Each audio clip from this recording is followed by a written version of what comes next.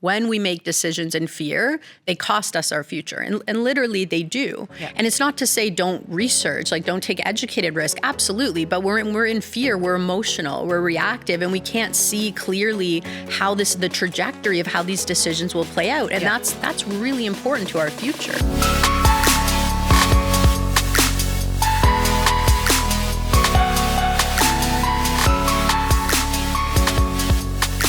Hey guys, it's Rachel and welcome back to the Smart Move podcast, a place where I give you the most information to become an educated buyer or seller. Thank you so much for coming back and listening. We always really appreciate you guys being here, and we really hope you enjoy today's episode.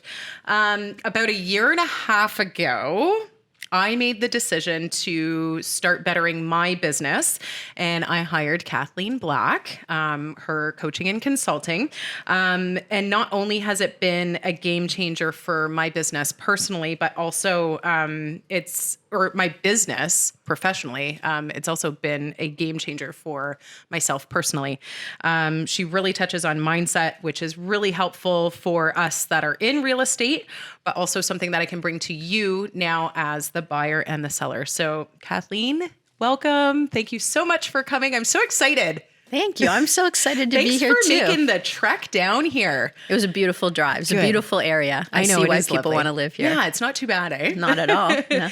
So I kind of introduced you a little bit as to who you are to me, but for the general audience that follows me, they probably don't really know too much about you. All my realtor friends absolutely do, but for my consumers, they don't. So who are you? What do you do? Why are you here? Yeah, I mean, who am I? I think professionally, well, it's not just for me, it's kind of my life's work, but I help people literally shift. So I mean, people who are in business and they want to expand, but they want to do it in a more calm way, or people who are unsure about their life path and they want to have more calm. But I work with a lot of people who want to deliver a higher level of client service, but don't know how to do that without expanding and hiring great people around them. So we try to protect and make sure, like with yourself, as you're expanding, you want to have a better client experience for buyers and sellers. And that sounds like that's obvious, but it's not actually usually the case. People get really, really busy and run off their feet. So we help people expand in a way that elevates the experience for the client. And I think that's really important. Yeah. And it's been huge, again, for me professionally. You said the word elevate, and that was my word of the year this year. But really just taking it from what is already good, because my business was a sustainable business and it was good, but just bringing it to that next level and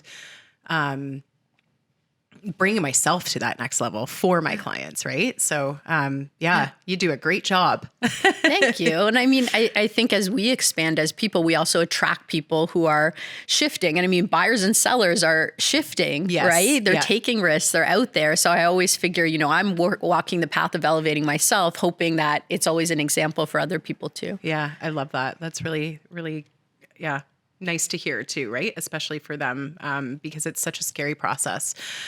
So to be able to have someone that's going through kind of the same motions and has been through a lot of the same things too, right? So one thing, you've been doing this, I know for a while you were kind of in real estate. Maybe tell us a little bit about your background. Sure. I know, again, some people know about this, but a lot of people don't know why you just have such a amazing story too.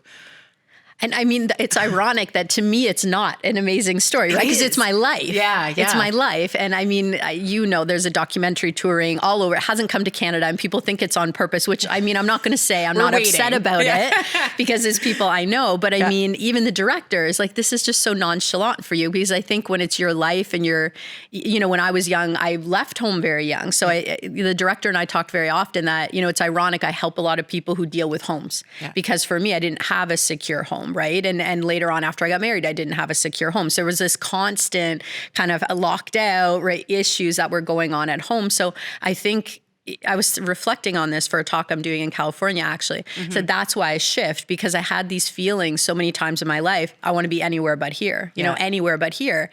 And that actually empowered me in my head. I'd be imagining these journeys or imagining these great quests or thinking I was going to come home and there'd be this great surprise. And I'm like, it's so funny that it's the exact same thing I do now. But as an adult, I would imagine something different and I would live in that and act as if it was happening. Yeah. And sure enough, it would shift, literally. Yeah. So, our pain creates our purpose and our gifts. I'm a big believer in that. So I am better at it because I've done it. And I know what it's like to feel like, oh, I'm not going to get out of this. Yeah, totally. And I think in what it's done for me too, just taking those situations, like, my pain may have been different from yours. Sure. And if we're talking pain personally or pain even professionally, right? Yeah. But like taking that and just using it to, make that shift. And Kathleen, I love your keynote. I've heard it numerous times, but like for those of you that may not hear it in your lifetime, I mean, you got to buy her books, number one. Thank you. But it's just making that mindset shift. And it's just from day to day. I even messaged Marissa, who's my coach, this morning. I'm like, I'm so nervous. I don't know why. Like, Kathleen's legit. Like, she's the real deal. I'm laughing because I messaged Marissa today too. So I was like, she's hearing from both of us. That's so funny. Yeah. And she's like, you've got this. And just like having someone to hold me accountable, and then in turn hold my buyers and my sellers in that same regard, like that you're just really wanting to see them shift from this, how you call it, chaos into calm, right? And it's like just the most beautiful thing that you can do that in business, but also personally. Right? And it's really resonated with me. And I think that's why I've been such a super fan over the last year and a half, right? And just really excited to learn more and do more so that I can do more for my buyers and sellers. So thank you for that. In that, I guess we kind of did go over how you got started.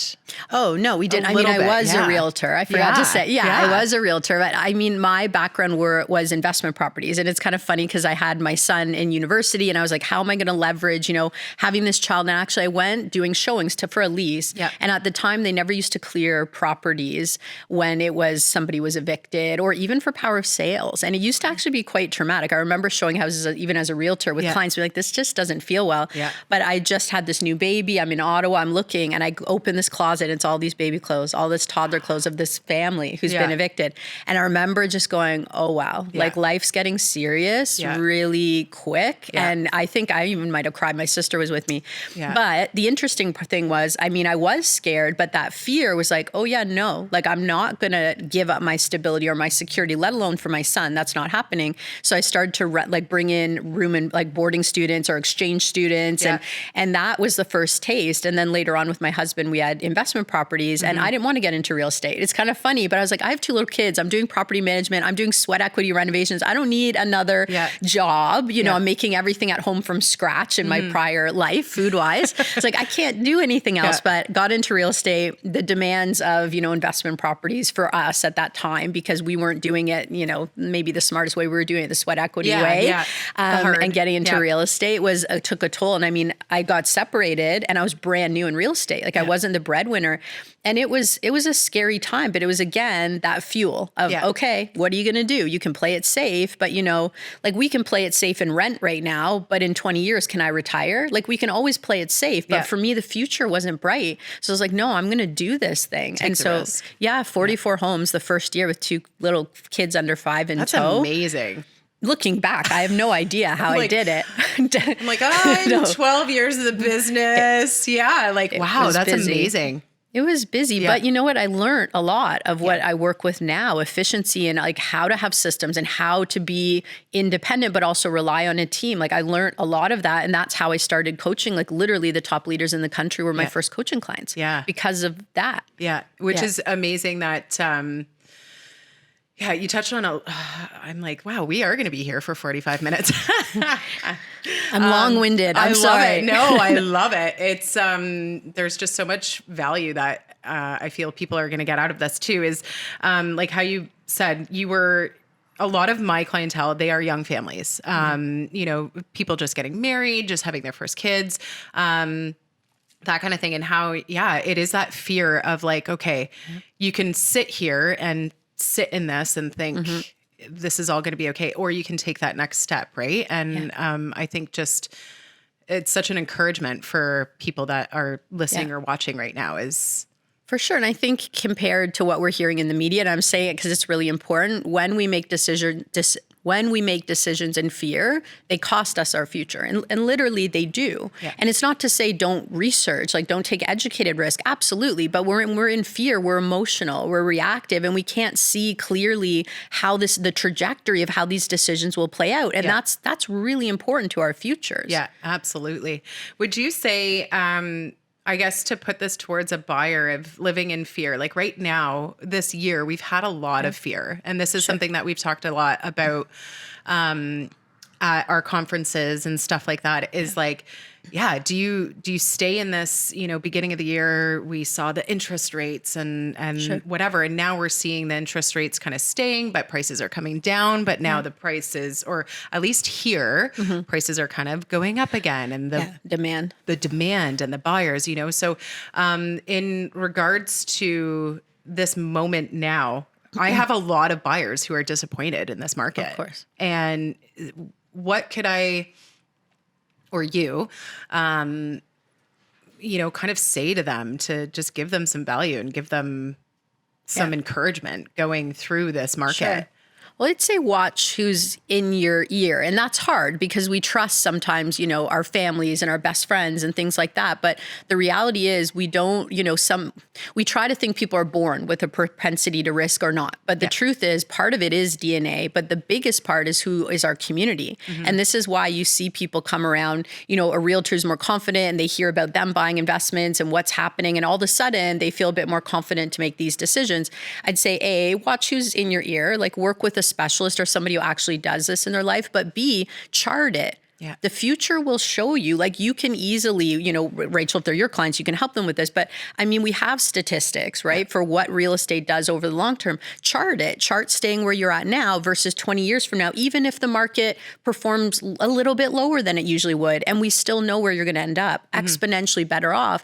The other reality is in Ontario, we know we have a significant issue with housing supply, and that is not going away. It's just not. No. So, I mean, even for realtors, we're looking at, you need to be a specialist, you need to be in an area because there are less sales, there's less opportunities. For a consumer, we're talking about your home. Yeah. And for Canadians, that's your nest egg, that's your retirement. Yeah. Even for me, the bulk of, any wealth I may have is in real estate, 100%. I mean, my business has helped many other businesses do exceptionally well. And my business has done well, don't get me wrong. Yeah. But the bulk of what's going to be my legacy or my retirement, that's in real estate. Yeah. And if anything, looking back, even I delayed strategically and I kick myself for it. So, I mean, we like to say, hey, there's land and you're going to have opportunities, but it's a diminishing opportunity in Ontario right now.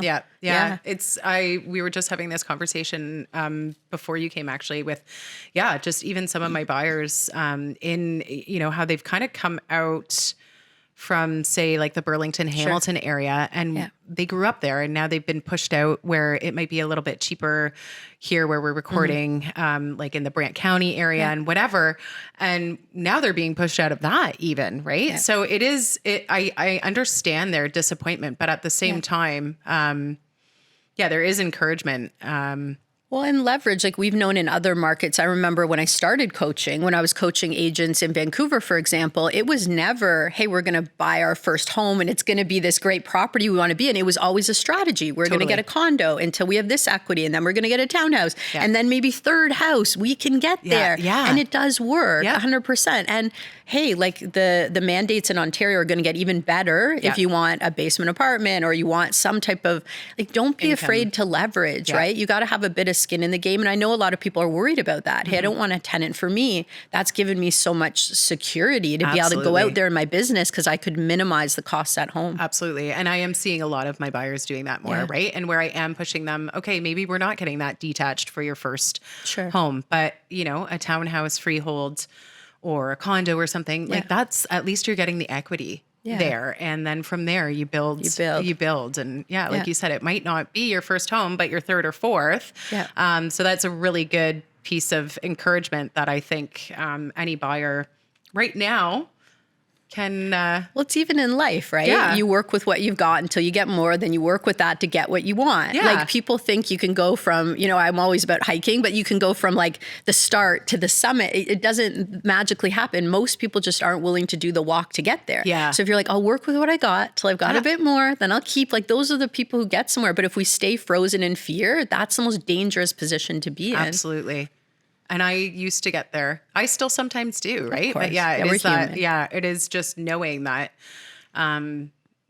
there are also people to help you along the way, right? Yeah. And that's whether it is, for me, it's been coaching, and for the buyers, it's the realtor, and for the seller, it's the realtor, right? There's people, and I have people in place for them, right? Just to help you along that way to reach that summit, right? Sure. So, and I mean, I think, Rachel, and I'm not biased to you, but I mean, I coach top realtors in North America, right? Yeah. And I mean, it's in Ontario, it's important, like statistically, if you're not going to interview your realtor, at least research them, because I mean, around the Toronto area and expand it. Obviously, we're outside of that. Yeah. But I mean, there's a lot of people who are doing a very small amount of real estate. And I mean, if they're not out there in the market, how are they going to lead you? And if they're people in fear because they're worried about their profession and their incomes, how are they going to help you navigate something if they're frozen? Absolutely. Right? You need somebody who's walking forward and who's in it and they have their finger to the pulse. Yeah. So it's not biased to you, but it's biased to all like higher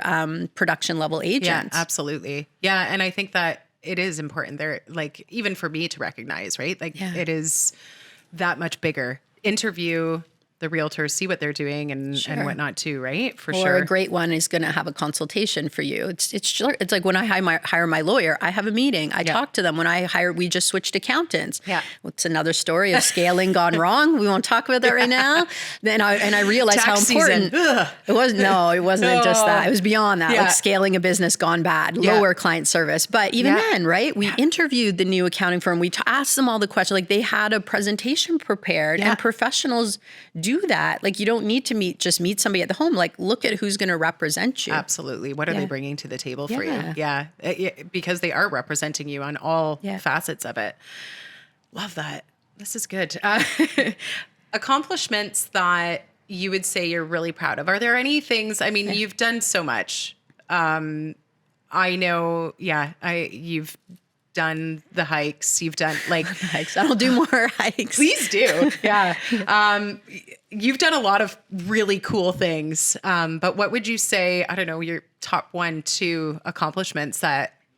Yeah. And it's funny. It's like I reflect often to make sure I'm doing things for the right reasons. Yeah. Because sometimes I think I'm like a lot of entrepreneurs that we really want to do something. And it's like, it's very true. I get more fulfillment on the way to doing it. When it's done, I'm kind of like, like great. That was cool. But the during, I really enjoy. And I think that's part of it. I like the walk in between, right? I like that. But things I'm most, I used to say when I was in undergrad, we did this application for a graduate conference in Montreal. In Concordia. Okay. And it was kind of like this funny thing because they'll never let us in because we're undergrads. Yeah. And then sure enough, we get the email and we're like, do we have to tell them? Like, are we lying? And we had done this video. Yeah. And we actually ended up to get published in an academic journal, which at the time meant so much to me. Yeah. So for many, many years, like that was one of the things because it had all my key values, like challenge, freedom, contribution, knowledge acquisition. Like those are my big, big ones. So when I have that, I'm like, I just feel great. Yeah. But then a couple of years ago, I participated in International Women's Conference and they awarded me Iconic Woman, Making the World a Better Place for All.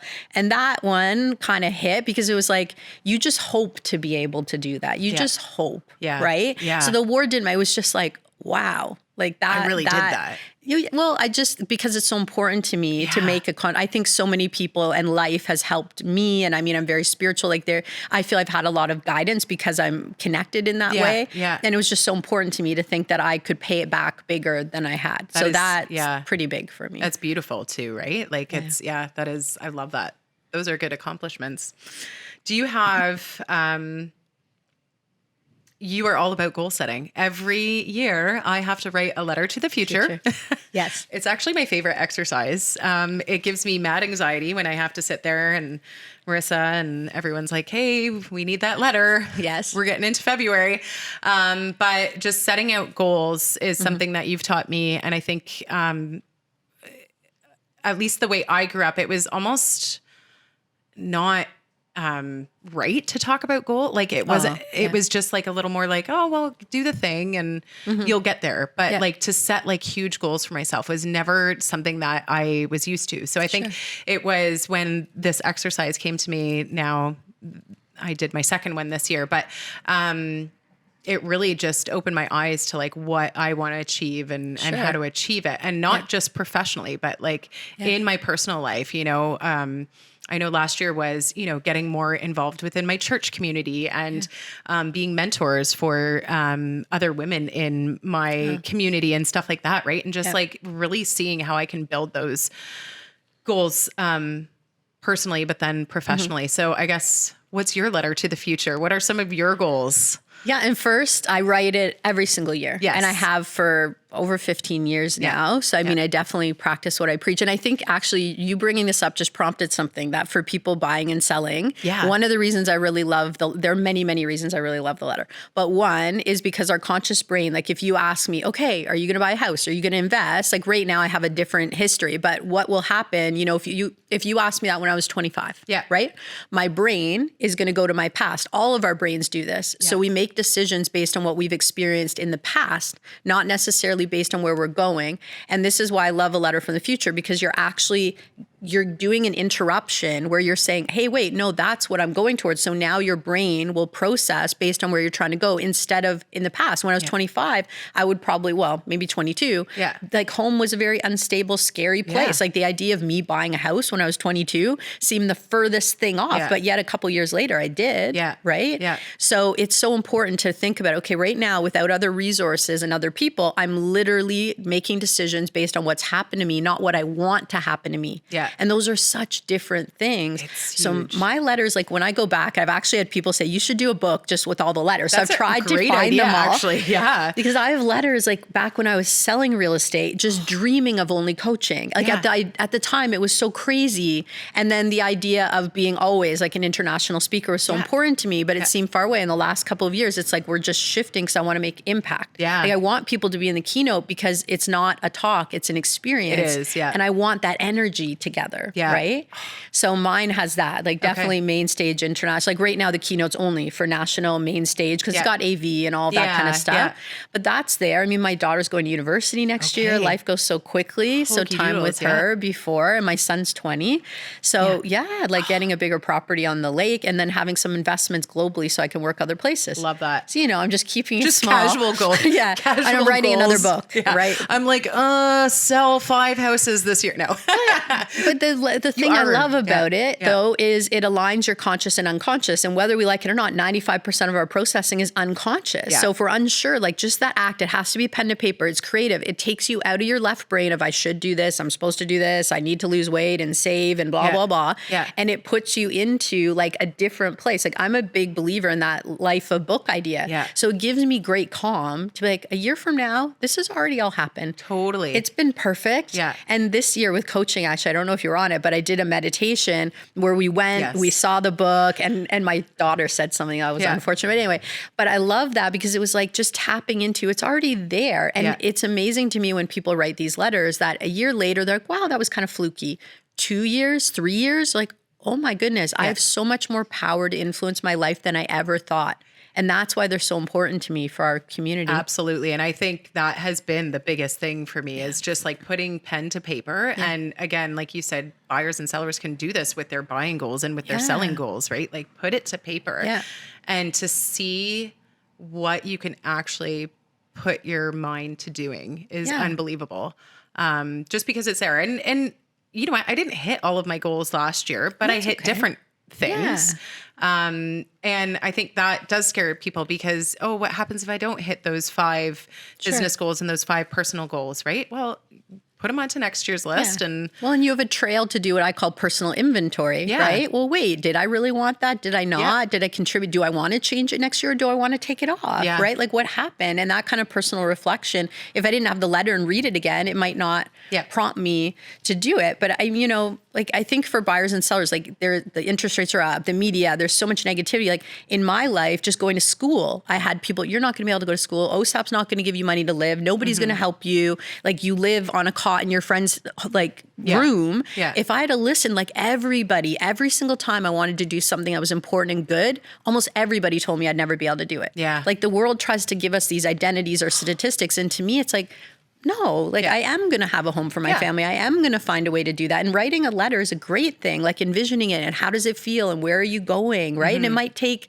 10 offers you don't win. It might. But if you expect it, you're like, okay, I'm willing. I'm willing to go through the 10 offers because I'm going to find the perfect house in the future. It's already happened. I love that, especially for my discouraged buyers right now. It is really important. And that is when I sit down for my buyers presentation, I always do talk about their goals. Like what are we, not just physical goals of a home, but what is your goal with this house? Is this a 5-year plan? Is this a 10-year plan? Or do you want to make this as some sort of investment property or something, right? So just really, having goals that way. Yeah. I love your goals.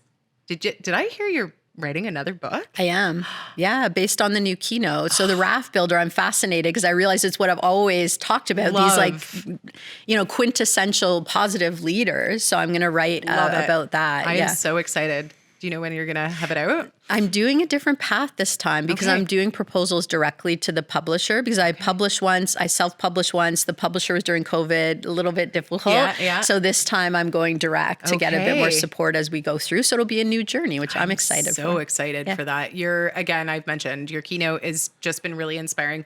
A lot of people have maybe heard, like a lot of realtors. But again, for my consumer, can you just kind of quickly touch on, if you can relate it to buyers and sellers, your analogy with Sally the Sinker. Oh, yes. Well, it's Is that something we can use for... like raft builders. I don't know. It's for any part of life. Like even parenting. How often I'm like, okay, you're being a bobber. Big time. Like essentially to make it quick, it's like, we have these storms of life. So let's say we're in an ocean in one of the many, many storms of life. There's 3 behavioral ways people respond to these storms. And I say this on purpose. I'm not saying there's archetypes. That's not what we're talking about. Right. I think with some movements, there's victims and villains, and that's very black and white. I don't get into that. Yeah. So there's behavioral archetypes. So the first is the sinker, where it's like they didn't bring their life vest, or at the bottom of the ocean, everything's going to go basically the worst it possibly could. Like they're going to die, everything's awful.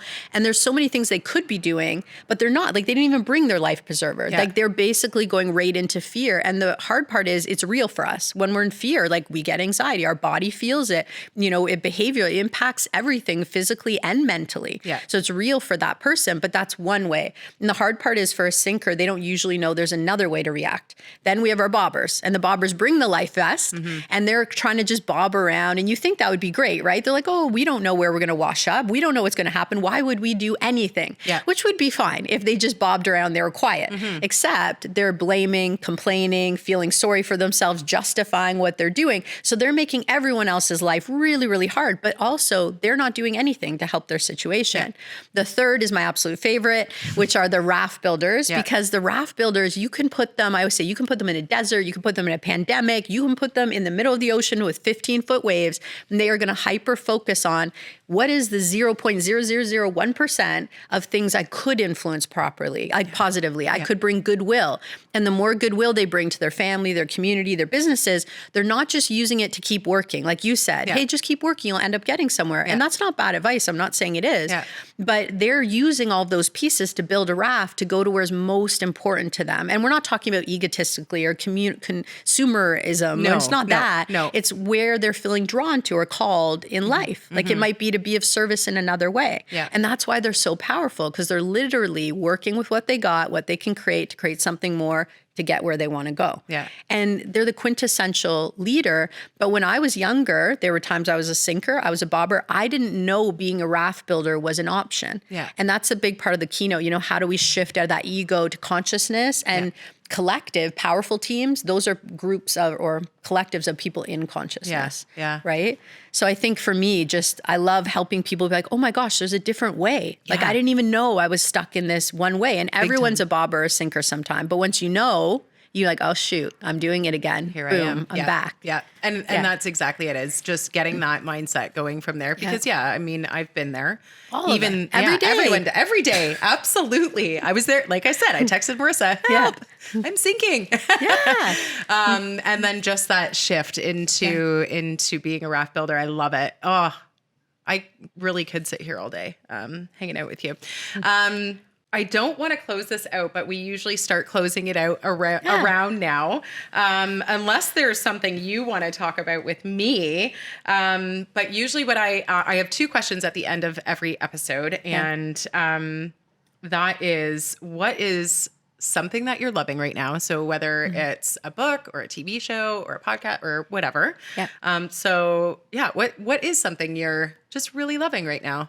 What is something I'm loving right now? Well, I mean, I'm loving spring, first of all, because sunshine, I feel the energy that just comes back. But I'm loving being a bit more relaxed. Like I'm getting ready to go back into a more creative state. And that's my happy place. Like I always said, for me, I'm just like, I love being an artist. I love creating things. And when I start to feel too restricted, it's not a good thing for me. Yeah. So I'm really loving, giving myself some space to relax, to get into creative mode. I think the spring is just good for that with everybody. Totally. And spring cleaning. I mean, I'm purging to create space for new energy, right? Yeah, I love that. Yeah. It is happening. I mean, my house is still in a state of chaos, but mine too, because I'm ripping everything apart and purging. But we'll get there, But okay. So I like that. I'm really excited to hear how your book comes too. Like that's just seeing that you're getting into this creative. Getting ready. Yeah, that's exciting. And it's going to be great. So that's something that you're loving. And then I guess our last question is, if you were to have dinner with anyone, dead or alive, you love this one, don't you? Who would it be and why?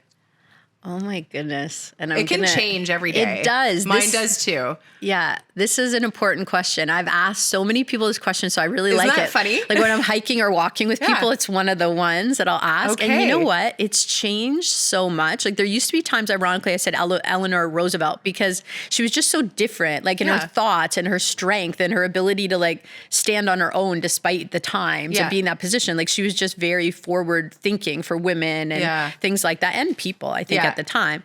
But honestly, I think now I'd probably say my grandma. I mean, I really loved I spent a ton of time with both my grandmothers, my nanny on the English side and my grandma and my grandpa. Okay. And we were just so close and she was so nurturing, and a lot of things I still cook are like hers. And maybe because I've just been at my nanny's house for some things from her estate. So I'm nostalgic right now. So if I could have two, probably my nanny and my grandma, but my grandma's been passed longer. Okay. So, those are great responses. I find too, like, a few of our guests have said people like grandparents or even parents that have passed, right? And it's that I find when we're in kind of situations, we might not get to ask them all the things that It's true, that history. Right? So just to have that chance to do that again. I used to say Carl Jung, and I still think so, but I'm like, I feel like I've read and put so much of that into my life. I'm like, we don't have it's time to switch that way. Like I said, it changes every day. I think one day I had... What was my first one? I think it was Princess Diana. Oh, yeah. And then I was like, oh, maybe Oprah. I'm like, well, Taylor Swift, obviously. Like my daughter would pick Taylor Swift. Oh, big fan. But it does change every day and for different reasons too, right? But I do love that question. And everyone here is now thinking, when is Taylor Swift going to announce her Canadian tour and will we get tickets? Well, my best friend and I are driving to Detroit in are you going? June. Yeah, we are. Nice. We got some floors. I can't wait. Oh my goodness. You'll see that on the Instagram. We all will. We'll be watching. It'll be, I know, aggressive amounts of Taylor Swift. Kathleen, that's all I have for today. Thank you so much again for coming out here, driving this way. I personally want to say just thank you for being such a presence for me in my life, and Isabel in turn, because she gets to hear everything that you tell me and whatnot. And for the value that I think that we've been able to give to buyers and sellers, and just really getting from, chaos to calm and doing that, that shift and all of that. So thank you so much for being here. Thank you for coming and agreeing to sit with me on this very infant-sized podcast that we're doing. But I really appreciate you encouraging me as well to do this in my goals, because that was one of my goals, was have you on the podcast. And here we are. I love episode it. number 6, I think. And Yeah. here we are. So thank you for that. For those of you that, again, are listening and watching and don't follow Kathleen, she is on Instagram everywhere. You will see her on my Instagram. Obviously, again, she's my business coach.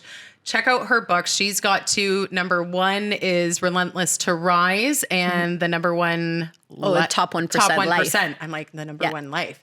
Top 1% life. Both amazing. If you need to borrow them, I have them. Kathleen, thank you. Thank you, Rachel. Thank you so much.